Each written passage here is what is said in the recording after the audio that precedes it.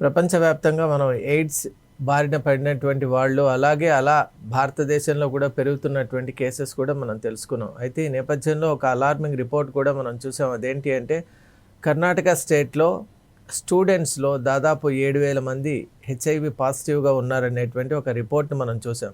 అయితే the authenticity has not yet been established.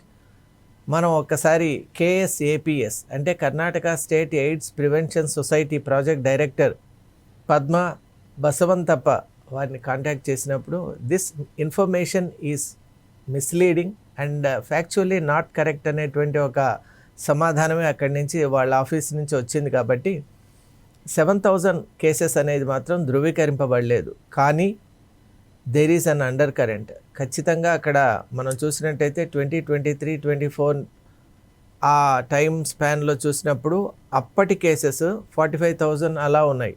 అంటే 18 to 35 years age గ్రూప్లో.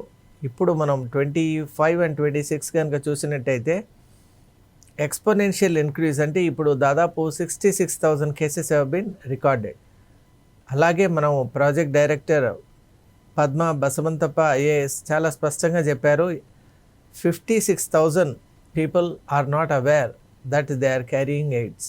మరి ఇది నిజంగా ఒక చాలా ఇబ్బందికరమైనటువంటి పరిస్థితి. ఎందువల్ల అంటే భారతీయ సమాజంలో, భారతదేశంలో ముఖ్యంగా ఎయిడ్స్ కంట్రోల్ అనే దానికోసం శతవిధాల ప్రయత్నం ప్రభుత్వం చేస్తున్నా కూడా ఇలా కేసెస్ ఎందుకు పెరుగుతున్నాయి? మరీ ముఖ్యంగా కన్సర్న్ ఏంటి అంటే 18 to 35 years మధ్య వాళ్లకు ఈ కేసెస్ పెరగడానికి గల కారణాలు ఏంటి, అలాగే ఎటువంటి చర్యలు తీసుకోవాలి, వీటన్నిటిని కూడా బోత్ అఫీషియల్గా అలాగే మనం ఇప్పుడు జరుగుతున్నటువంటి సోషలాజికల్ సర్కమ్స్టాన్సెస్ యొక్క పాయింట్ ఆఫ్ వ్యూలో అనలైజ్ చేసే ప్రయత్నం చేద్దాం. కర్ణాటక మనం చూసినట్టయితే ముఖ్యంగా బెంగళూరు సిటీ హ్యాస్ ఇవాల్వ్డ్. మనం ఒక 20 years ముందు మనం చూసినట్టయితే మల్లేశ్వరం కానివ్వండి, అలాగే అక్కడ ఉన్న మెజెస్టిక్ సర్కిల్ కానివ్వండి, కెంపకోడ సర్కిల్ కానివ్వండి, ఇలా కొన్ని ఏరియాస్ మాత్రమే అక్కడ ఒక మెయిన్ ఫోకస్ ఉన్నటువంటి సిటీ సెంటర్స్గా ఉండేవి. ఈరోజు మనం చూస్తే అసలు బెంగళూరు యొక్క లిమిట్స్ అనేవి క్రాస్ అయిపోయి ఆల్మోస్ట్ హోసూర్ అటువైపు టచ్ అవుతోంది. ఇటు కనుక చూస్తే హెబ్బాల్ దాటి ఆల్మోస్ట్ మనకు ఎలా అంటే హిందూపురం నుంచి వచ్చేటప్పుడు అక్కడ కొన్ని బాగేపల్లి అక్కడి దాకా కూడా ఇన్ఫ్లుయెన్స్ మనకు కనిపిస్తుంది. అంటే మరి ఇంకోవైపు చూస్తే very shortly Bengaluru and Mysuru రెండు కలిసిపోతాయేమో అన్నటువంటి ఒక అనుమానం కూడా ఉంది. ఎందువల్ల అంటే రామ్నగర దాటి కూడా ఇప్పుడు బెంగళూరు లిమిట్స్ ఉన్నాయి. రూరల్ బెంగళూరు యొక్క లిమిట్స్ ఇప్పుడు రామనగర దాటి శివపుర, మద్దూరు, ఇక మనం చూస్తే చన్నపట్న దాటి ఇక బెంగళూరే, మండ్య అండ్ మైసూరే. కాబట్టి ఈ రెండు కూడా కలిసిపోయేటువంటి అవకాశాలు, అంటే ఆల్మోస్ట్ మన ట్విన్ సిటీస్ ఎలా అయితే హైదరాబాద్, సికింద్రాబాద్ ఉన్నాయో అలా అయిపోయేటువంటి అవకాశం కూడా ఉంది. ఇన్ అబౌట్ ఏ డీకేడ్ అని మనం చెప్పవచ్చు, and even less than that. మరి ఇలా ప్రొలిఫరేషన్ అనేటువంటిది ఉన్నటువంటి నేపథ్యంలో మనం బెంగళూరు యొక్క క్యారెక్టర్ కూడా చూసాం, కాస్మోపాలిటన్గా మారిపోయింది. అంటే ఒక సిలికాన్ సిటీగా, అలాగే సాఫ్ట్వేర్ అండ్ ఐటీ సెంటర్గా, ఒక మెయిన్ హబ్గా ఉన్నటువంటి నేపథ్యంలో మనకు people from all states are flocking to Bengaluru. అక్కడ ఉన్నటువంటి ఆ నగరం యొక్క విశిష్టత ఏంటి అంటే మన హైదరాబాద్ లాగానే ఇట్స్ ఎ వెల్కమింగ్ సిటీ. ఎవరైనా వెళ్ళి ఈజీగా ఆ సిటీలో మనం ఉండొచ్చు, మనం అక్కడ ప్రజలతో కలిసిపోవచ్చు. అక్కడ ఉన్నటువంటి ఆ ఏరియా కూడా చాలా హాస్పిటబుల్గా ఉంటుంది. అయితే ఇంకొకటి, బయట నుంచి వచ్చేటువంటి వాళ్ళకి ఎన్ఆర్ఐస్ కూడా they are having some kind of ease with doing business over there. ఇప్పుడు హైదరాబాద్ కూడా అదే రూట్లో ఉంది. కాబట్టి మనం ప్రస్తుతం బెంగళూరు మీద ఫోకస్ చేస్తున్నాం. కాబట్టి బెంగళూరు కూడా అటువంటి ఐడియల్ సిటీ. కాబట్టి ఈరోజు పాపులేషన్ అనేది విపరీతంగా పెరిగిపోయింది. అలాగే పెరగటమే కాదండి, the character of the population కూడా చాలా ఆశ్చర్యకరంగా ఉందంటే you have people from almost different countries of the world, అలాగే డిఫరెంట్ స్టేట్స్ ఆఫ్ ఇండియా. మరి ఈ నేపథ్యంలో కంట్రోల్ అనేటువంటిది చాలా ముఖ్యం. అందువల్లే మనం చూసాం నేషనల్ ఎయిడ్స్ కంట్రోల్ ఆర్గనైజేషన్ నాకో కానివ్వండి, అలాగే Karnataka state AIDS prevention society KSAPS అని అంటారు. మరి కేఎస్ఏపిఎస్ కూడా ట్రెమెండస్ వర్క్ చేస్తోంది. ఇక్కడ మనం ఒకటి చూడాలి, ఈ 7,000 కేసెస్ అని ఒకటి ఉంది. దాని గురించి కేఎస్ఏపిఎస్ ఆఫీస్ ఒకటి స్పష్టంగా చెప్పింది. అదేంటి అంటే మనకున్నటువంటి AIDS control and prevention act ప్రకారం ఎయిడ్స్ టెస్ట్ అనేటువంటిది మ్యాండటరీగా చేయలేం. వాలంటరీగా ఎవరికి వాళ్ళు చేసుకోవాలి, కానీ మ్యాండటరీగా మనం చేయలేం. రెండవది ఏంటి అంటే అవేర్నెస్ మనం కలిగించగలం. అలాగే ఇప్పుడు వాళ్ళు ఒక బ్రేక్ ఫ్రీ యాప్ కూడా ప్రవేశపెట్టారు, KSAPS. దాని ప్రకారం ఒక పర్సన్కు ఏదైనా వైరల్ ఇటువంటి ఎయిడ్స్ వైరస్ యొక్క కంటామినేషన్ అయిందేమో అన్న ఒక సందేహం కనుక వస్తే ఈ యాప్లోకి ఎంటర్ అయ్యి అసలు మన డీటెయిల్స్ ఇవ్వనవసరం లేదు, కానీ అక్కడ ఉన్నటువంటి 7 ప్రశ్నలు ఉంటాయి. వాటిని కనుక మనం ఒక్కసారి వాటికి సమాధానాలు ఇస్తే రిస్క్ ఏరియాలో ఉన్నామా లేదా అనేటువంటి విషయం కూడా అక్కడ మనకు తెలుస్తుంది.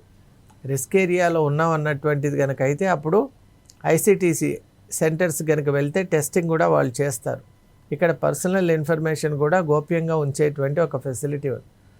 ముఖ్యంగా మనం చేయవలసింది ఏంటి అంటే ఎయిడ్స్ గురించి అవేర్నెస్ను పెంచడం. ఎయిడ్స్ ఎలా స్ప్రెడ్ అవుతుంది, ఎయిడ్స్ వైరస్ ఏంటి, అసలు ఎయిడ్స్ అంటే ఏంటి అంటే అక్వైర్డ్ ఇమ్యూనోడెఫిషియన్సీ సిండ్రోమ్.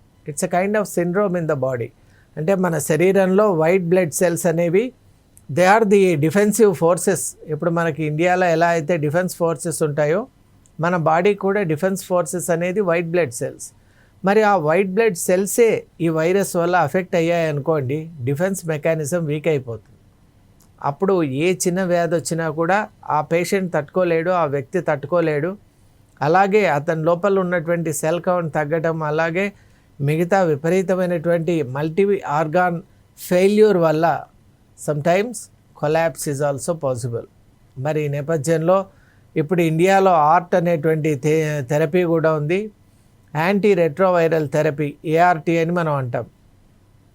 థెరపీ ద్వారా, మెడికేషన్ ద్వారా ఇప్పుడు ఎయిడ్స్ అనేటువంటిది కూడా తగ్గిస్తున్నామనేటువంటి ఒక ఆశ్వాసన కూడా ఉంది. కాబట్టి ప్రజల్లో ముఖ్యంగా అవేర్నెస్ రావాలి. ఇది బాడీ ఫ్లూయిడ్స్ యొక్క కాంటాక్ట్ వల్ల, అలాగే నీడిల్స్ యొక్క కాంటాక్ట్ వల్ల, అలాగే మనం చేసే ప్రాక్టీసెస్, లైఫ్ స్టైల్ ప్రాక్టీసెస్లో కనుక ఏదైనా పొరపాట్లు ఉంటే వాటి వల్ల ఇలా స్ప్రెడ్ అయ్యేటువంటి ఒక అవకాశం ఉంది. కాబట్టి కేర్ అనేది చాలా ముఖ్యం.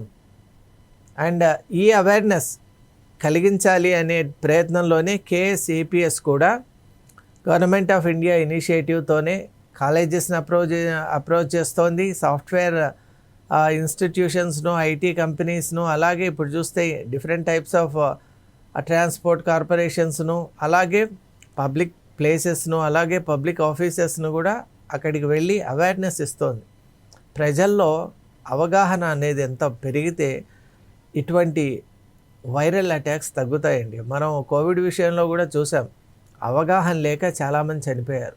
అసలు వ్యాధి కంటే కూడా అవగాహన లేకపోవటం వల్ల చాలామంది చనిపోయారు.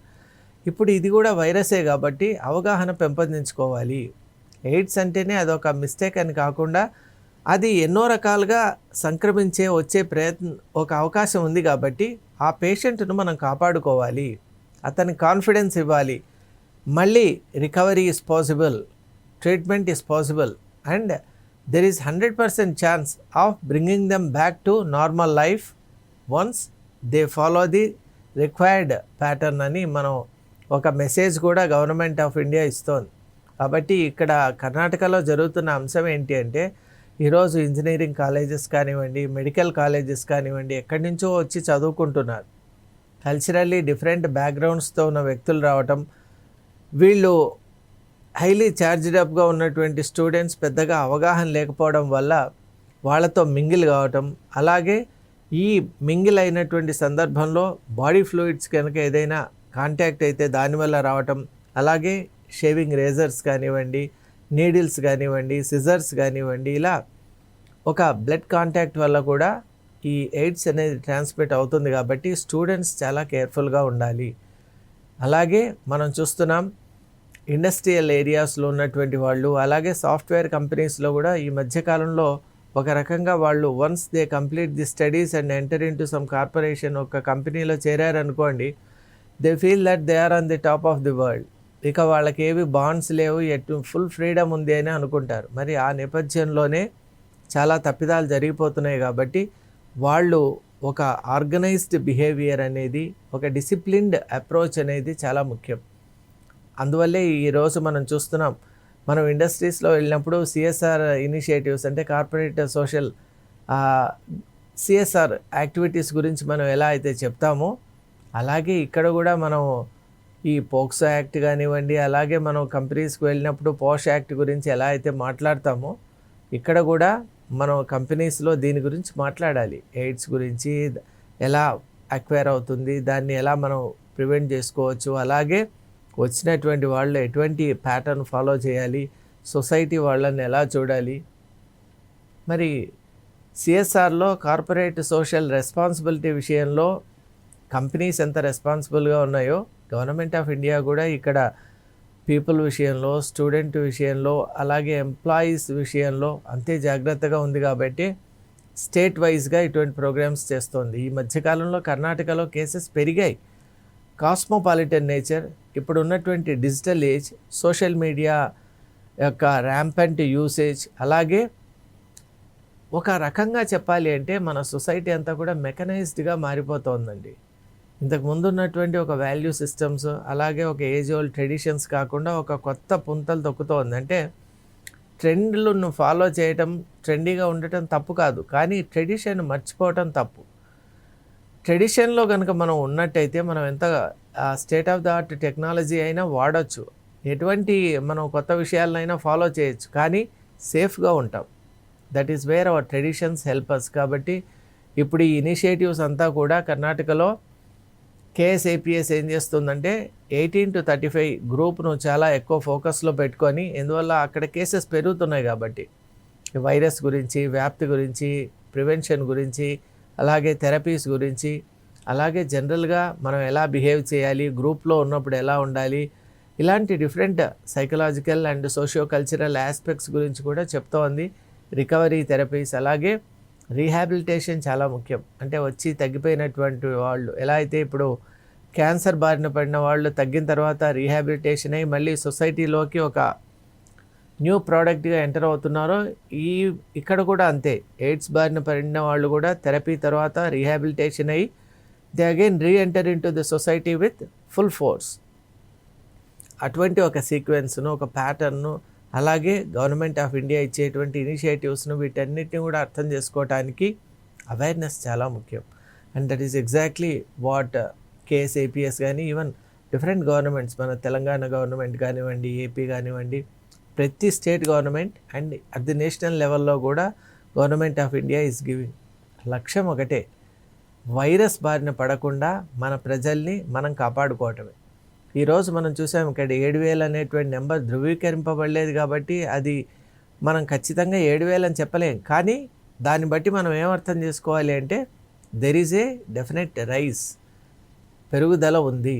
అది అలార్మింగ్. ఎందువల్ల అంటే స్టూడెంట్ కమ్యూనిటీలో, అలాగే 18 to 35 ఏజ్ గ్రూప్లో ఎక్స్పోనెన్షియల్గా పెరుగుతోందంటే ఎంతమంది దీని బారిన పడుతున్నారు, ఎంతమందిని మన దేశం కోల్పోబోతోంది. కాబట్టి ఖచ్చితంగా దీనికి ఒక అడ్డుకట్టు వేయాలి, దీని గురించి అవేర్నెస్ పెంచాలి, దీన్ని అరికట్టాలి. అలాగే ఇలా ఎవరైనా సొసైటీలో కనుక ఇంకా డౌట్ఫుల్ మైండ్తో కానీ, లేదా ఇలా అన్టెస్టెడ్ పీపుల్ ఉంటే కనుక they can freely get tested.